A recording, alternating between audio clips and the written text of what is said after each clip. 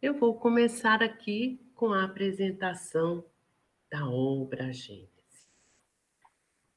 O objeto, o estudo que é feito nessa obra são de 3 pontos. São eles: a Gênese, os milagres e as predições, trazendo também consequências e aplicações.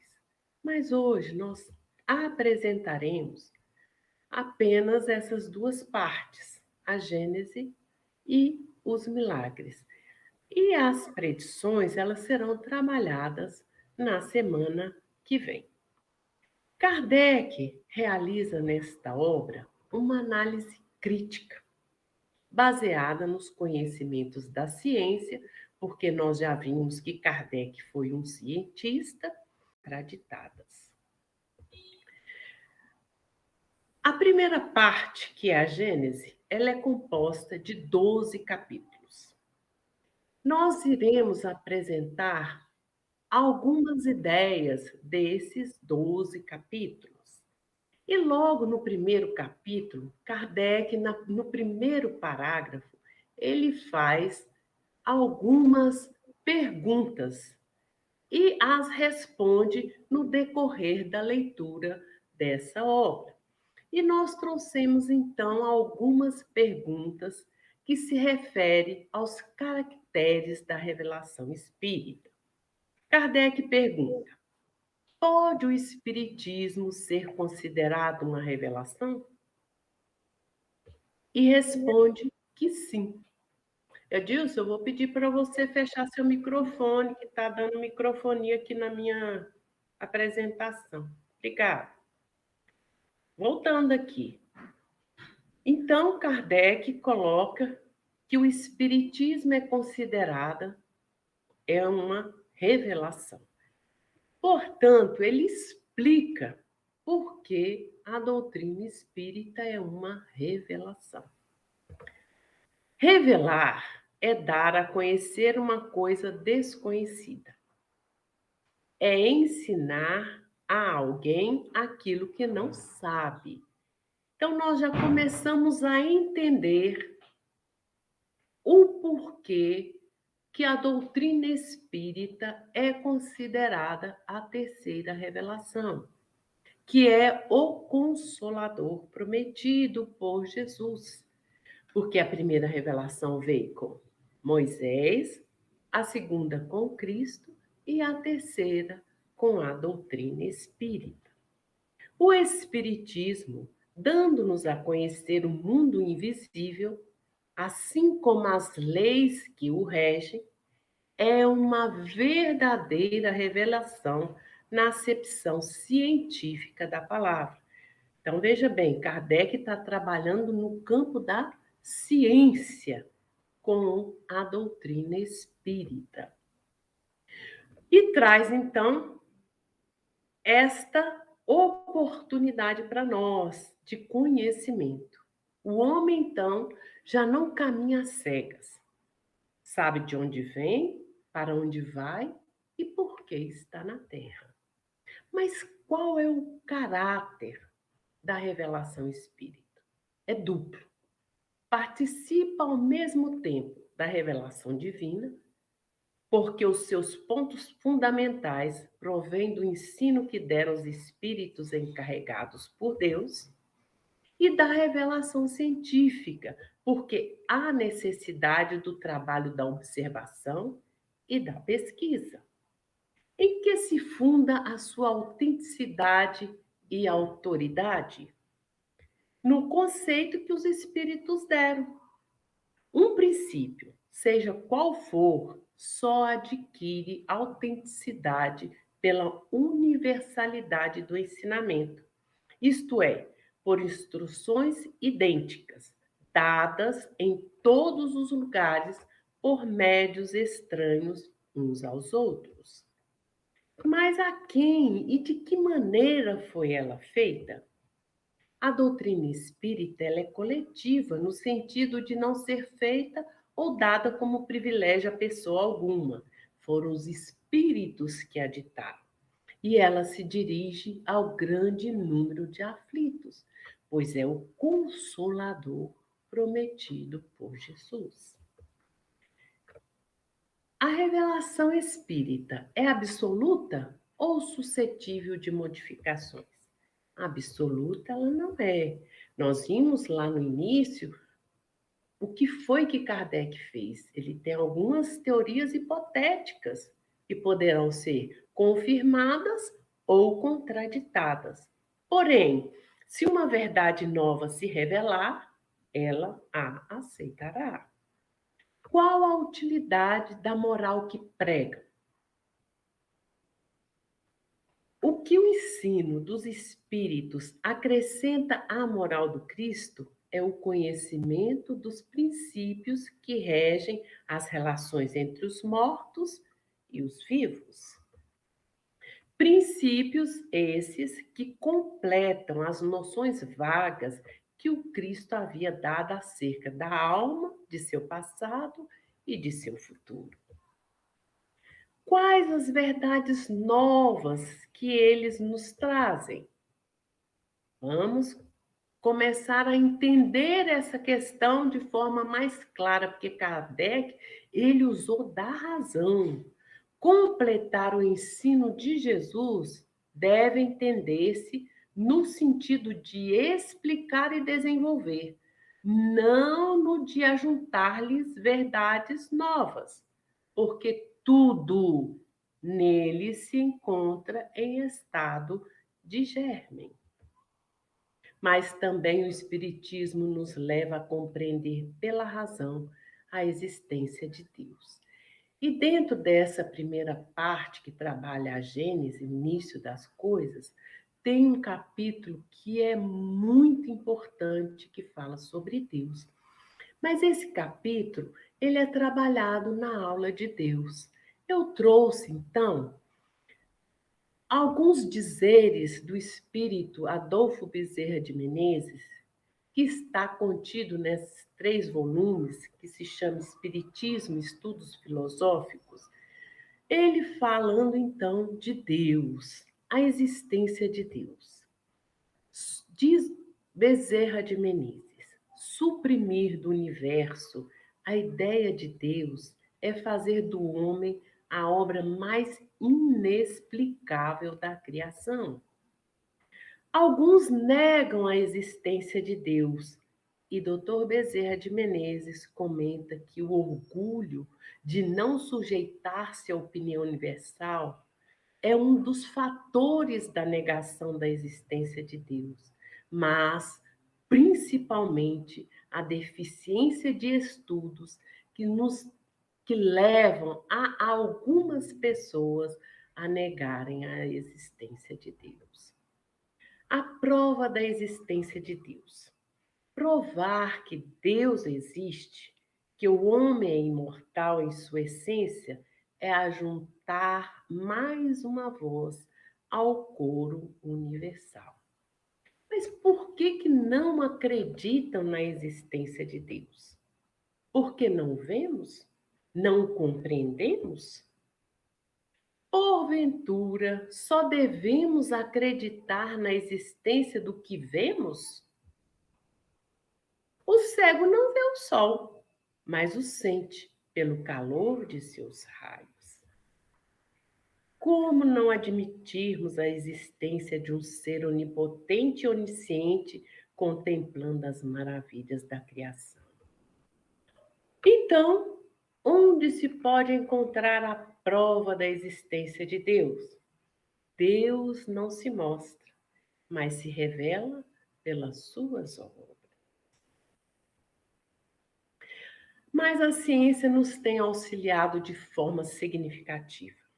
E diz Kardec nessa obra que, à medida que o homem se foi adiantando no conhecimento, também foi penetrando nos mistérios da criação e retificando as ideias que formara acerca da origem das coisas. Então, é a ciência que nos fornece a chave para resolver muitos problemas da criação. E vamos ver que isso é verdadeiro. Por exemplo, o estudo da astronomia. Esse estudo abriu portas para nós, mostrando-nos o espaço infinito. E com o poder do cálculo determina o movimento, a posição, o volume, a natureza e o papel dos corpos celestes. A química, ela nos mostra as transformações que a matéria pode sofrer. A mineralogia nos mostra os materiais que formam as superfícies do globo. A geologia, ela vem nos ensinar a ler nas camadas terrestres a formação gradual desse mesmo globo. A botânica, a zoologia, a paleontologia e a antropologia são ciências que nos trazem a filiação e sucessão dos seres organizados. Agora falemos um pouco da gênese orgânica, formação primária dos seres vivos. No livro dos Espíritos, na questão 43, os Espíritos respondem a Kardec que no começo tudo era caos. Os elementos estavam confundidos, mas pouco a pouco cada coisa tomou o seu lugar. E aí Kardec, nessa obra, completa que cada espécie, então, foi aparecendo à proporção que o globo adquiria as condições necessárias à existência dela. Houve criação simultânea e múltipla dos primeiros casais de cada espécie animal e vegetal. Temos, então, seres orgânicos e inorgânicos. Qual a diferença?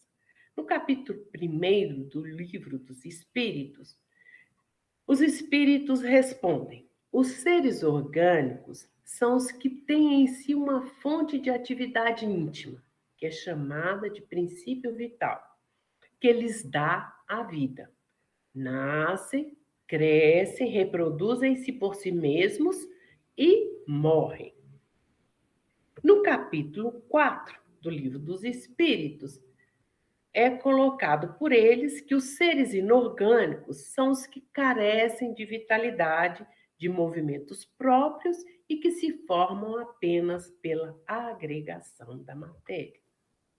Temos também nessa primeira parte a gênese espiritual, que é o princípio espiritual. O que é esse princípio espiritual? E nós buscamos a resposta no livro Universo e Vida, do Espírito Áureo, psicografia do médium Hernani Santana. Então, o que é o princípio espiritual? O germe do espírito, a protoconsciência. Uma vez nascido, jamais se desfará, jamais morrerá. Filho de Deus Altíssimo. Mas qual a sua origem? Ah, meus queridos amigos, aqui falecem absolutamente os meios de investigação, como para tudo que diz respeito à origem das coisas. Nós vimos lá na apresentação de O Livro dos Espíritos, na primeira parte, que nos falta o sentido. Então, nós não temos como aprofundar muito na origem das coisas, porque nos falta este sentido. Mas qual é a sua destinação? Isso nós já temos falado em várias oportunidades. O nosso objetivo é a perfeição. Então, a nossa destinação é progredir até atingir a perfeição relativa, que é o fim que lhes cumpre alcançar. É a condição de puro espírito, vulgarmente chamado anjo. Também trata, encerrando então essa primeira parte, da Gênese mosaica. Muitos pensam que a doutrina espírita trabalhou só com o Novo Testamento. Muito pelo contrário. Nesta obra, aqueles que querem aprofundar-se poderão fazê-lo, né? Trabalhando então as ideias que Kardec trouxe. Os 6 dias da criação, a perda do paraíso. Kardec coloca que nós não devemos rejeitar, pois a Gênese bíblica, nós não devemos rejeitar a Gênese bíblica, né? Ao contrário, nós devemos estudá-la, como se estuda a história da infância dos povos. Trata-se de uma época rica de alegorias que se devem comentar e explicar com auxílio das luzes, da razão e da ciência. No livro Caminho da Luz, Emmanuel, através da psicografia de Chico Xavier, ele nos diz que a Gênese mosaica é, no conjunto, um poema de eternas claridades.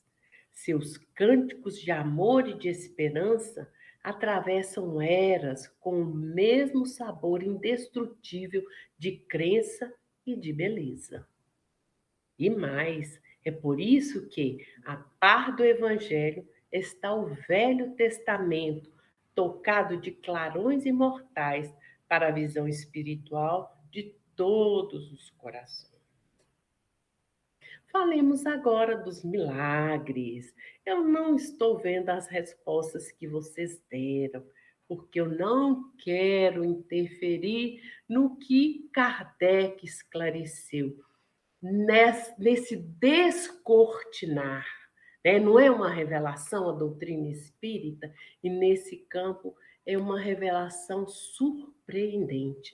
Vocês verão, e eu espero, tenho muita esperança de que vocês possam entender o que eu vou trazer, porque é muito significativa essa revelação para todos nós. Então vamos lá. Na acepção etimológica da palavra milagre, é uma coisa admirável, extraordinária e surpreendente.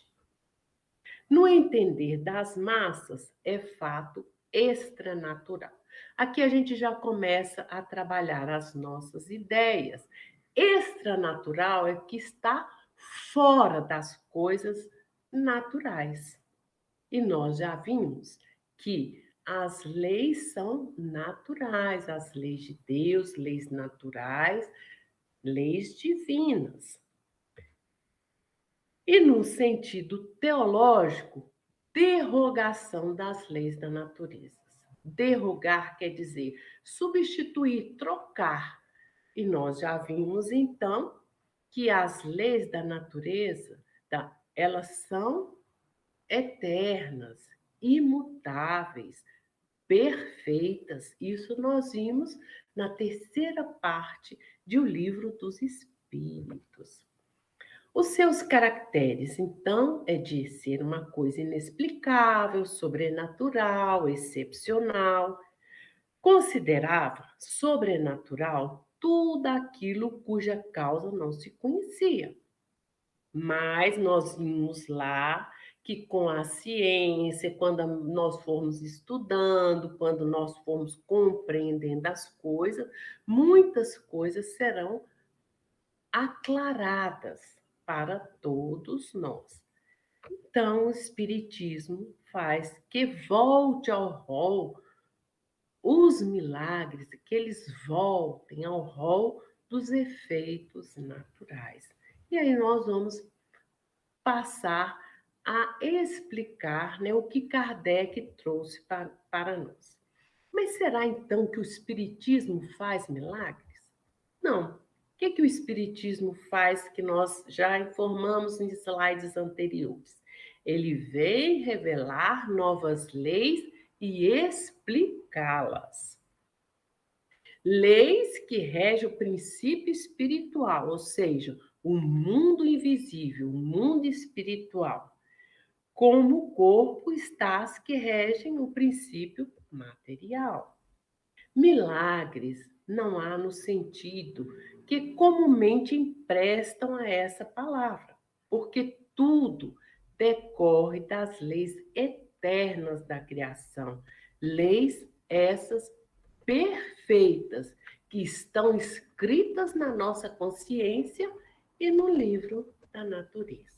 Ah, então Deus faz milagres. Vamos lembrar que milagres, no sentido etimológico, no sentido teológico, é uma coisa extranatural, fora das leis naturais. Deus não faz milagres, porque, sendo como são perfeitas suas leis, não lhe é necessário derrogá-las. Elas são perfeitas, elas são imutáveis. Só aí nós já encerramos, né, uma parte dessa informação que Kardec nos traz junto com todos os espíritos. Se há fatos que não compreendemos, é que nos faltam os conhecimentos necessários. Então, seja qual for a origem que lhes atribua, eles são efeitos naturais de que se podem utilizar espíritos desencarnados ou encarnados, para o bem ou para o mal, conforme neles preponderam a bondade ou a perversidade. E nós vamos ver que esses fenômenos que muitos de nós chamamos de milagres acontecem através do nosso pensamento e da nossa vontade. Mais uma vez, aqui nós vamos reforçar o que nós já dissemos em oportunidades anteriores, na terceira parte do livro dos Espíritos, que nós somos livres para pensar, mas nós temos responsabilidade sobre esse pensamento. Então, Kardec traz os ensinamentos dos espíritos nos dizendo o seguinte, que os nossos pensamentos, eles têm cores, movimentos e vibrações.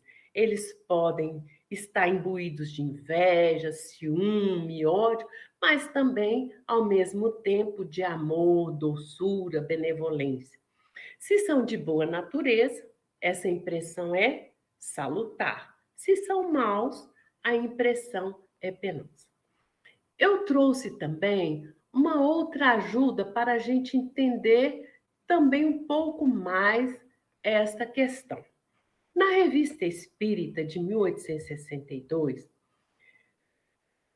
é-nos trazido o seguinte conceito: os espíritos são revestidos de um envoltório vaporoso. Ora, para acontecer o milagre, precisa que haja duas pessoas, pelo menos, não é? Então, veja bem, todos nós, temos então um campo atmosférico e forma em torno então do nosso corpo essa atmosfera.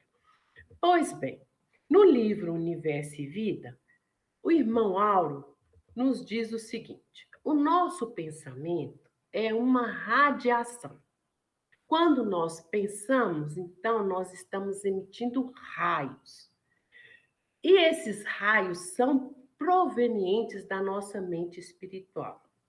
Essa radiação se difunde por todo o cosmos orgânico. Então, primeiro, tudo que nós pensamos passa por essa atmosfera que nós temos, para afinal atingir todas as células do organismo e depois projetar-se no exterior. Então veja bem, tudo que nós pensamos, de bom ou de mal, primeiro nós recebemos isso no nosso organismo, no nosso corpo físico.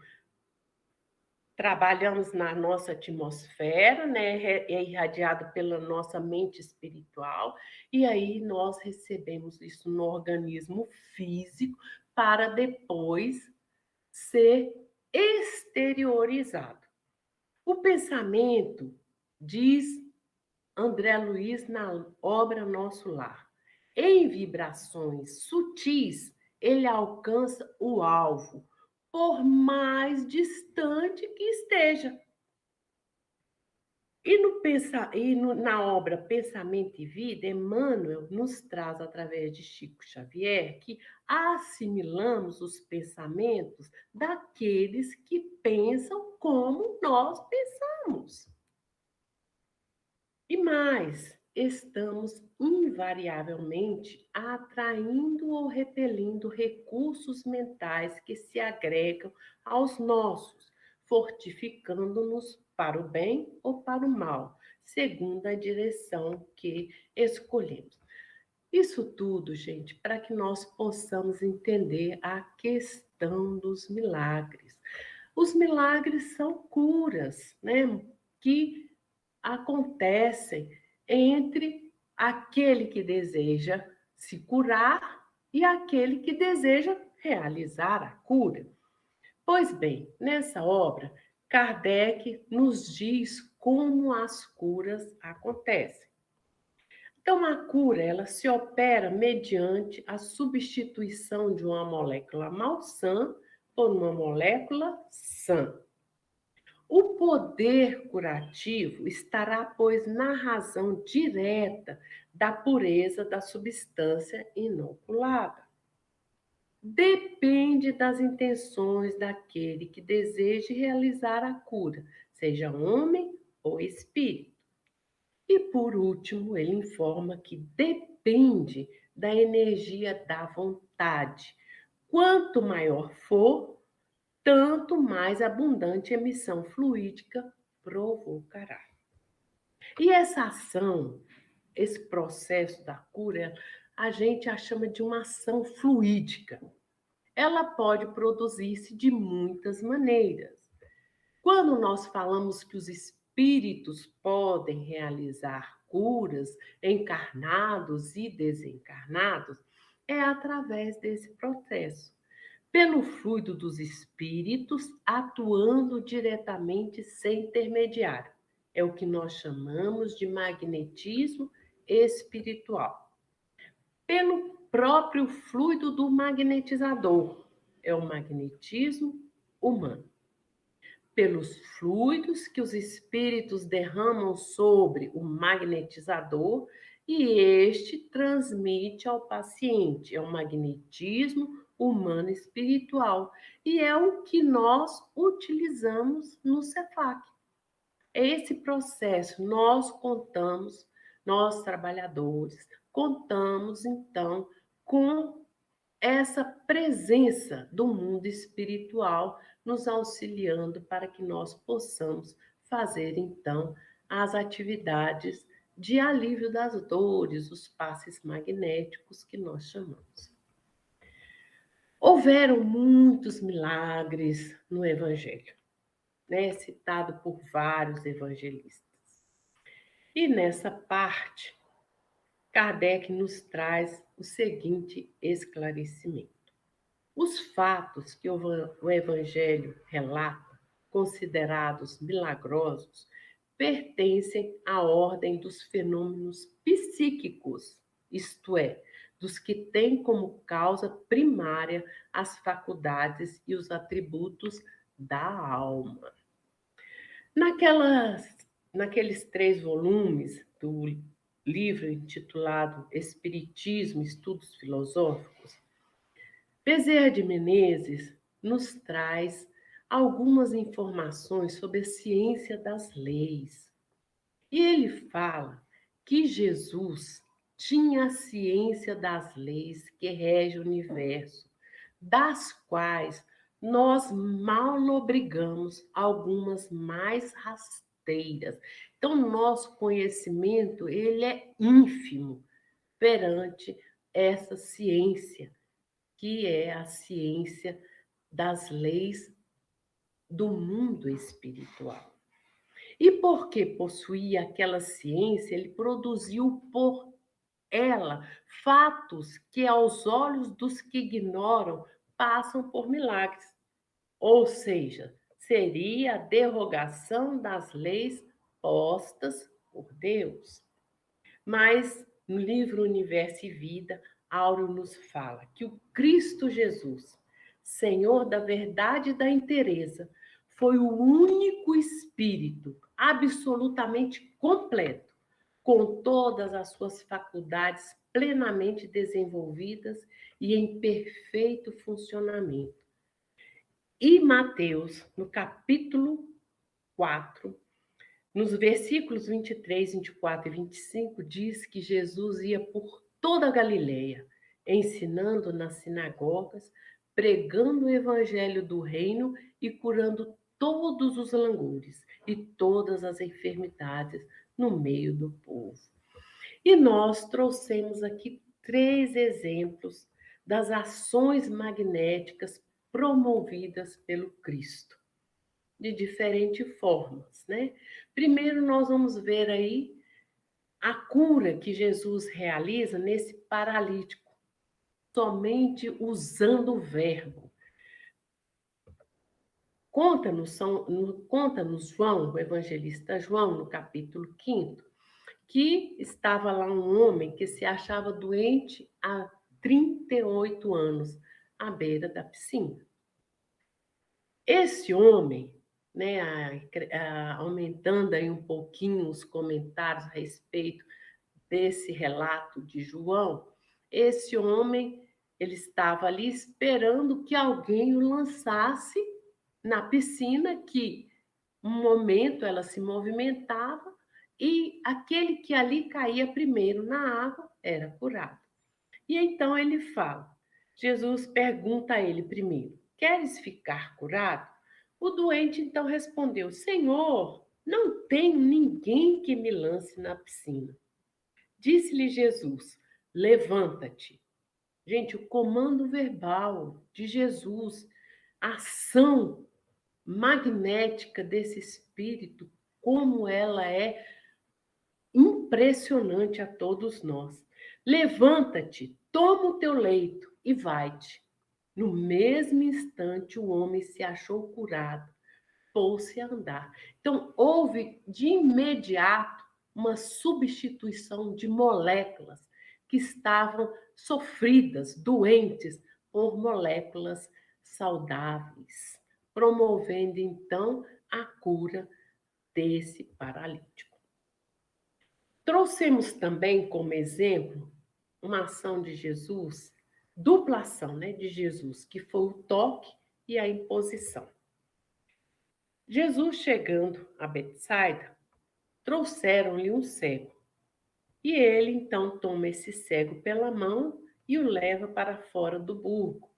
Passou saliva nos olhos e pergunta para ele: Você vê alguma coisa? Ele diz que vê coisas de forma estranhas. Aí então Jesus, para realizar a cura com plenitude, faz a imposição das mãos. E isso está relatado pelo evangelista Marcos no capítulo 8 do seu evangelho. Nós vemos aí nesse processo, e Jesus vem nos informar também que muitas vezes a cura ela não acontece de forma instantânea, mas ela pode acontecer de forma gradual. E por último, nós trouxemos a irradiação fluídica. Lembra que naquele slide anterior eu disse que nós temos, que na revista Espírita, Kardec comenta que nós temos um envoltório fluídico e que nesse envoltório estão impregnadas todas as nossas vibrações, todos os nossos pensamentos?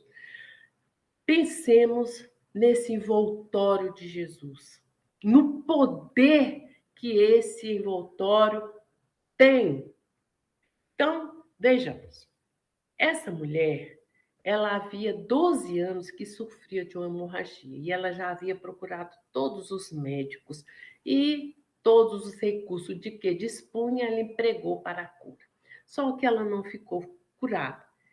Como ouvisse falar de Jesus, veio a multidão atrás dele, porquanto dizia: se eu conseguir ao menos tocar nas vestes, ficarei curado. Isso está relatado por Marcos, no capítulo 5º. E foi isso que aconteceu. Quando ela tocou nas vestes de Jesus, ela ficou curada. E Jesus pergunta aos discípulos: quem me tocou? Veja bem, uma multidão seguia Jesus.